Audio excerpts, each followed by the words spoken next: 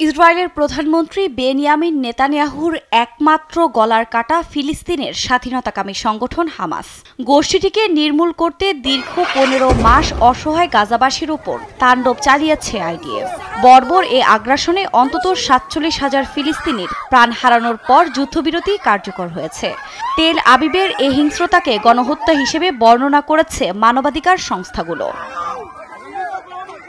তবে প্রশ্ন উঠেছে যে হামাস নির্মূলের নামে অসহায় নারী শিশুকে হত্যা করে ঠিক কতটা সফল নেতানিয়াহু। বিশ্লেষকরা বলছেন, গোষ্ঠীটি পরাজিত হয়েও পরাজিত হয়নি। যুদ্ধে নিহত হামাস যোদ্ধার প্রকৃত সংখ্যা নিশ্চিতভাবে জানা কঠিন।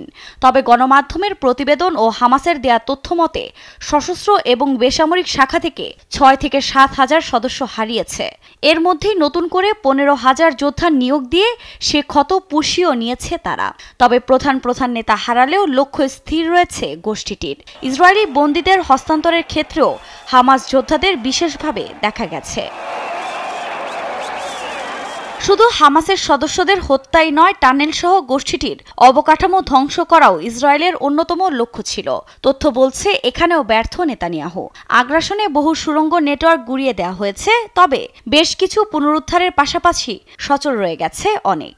একদিকে কিছুটা নিজেদের সাফল্যের জানান দিতে পেরেছে জায়ানবাদীরা। দীর্ঘ এ আগ্রাসনের ফলে হামাসের অস্ত্রের মজুদ তলানিতে ঠেকেছে। যদিও এর সত্যতা নিয়ে রয়েছে নানা মহলের সন্দেহ। বুদ্ধি খাটিয়ে অবিস্ফোরিত ইসরায়েলি রকেট, বোমা এবং আর্টিলারি শেলগুলিকে পুনর্ব্যবহার করেছে তারা।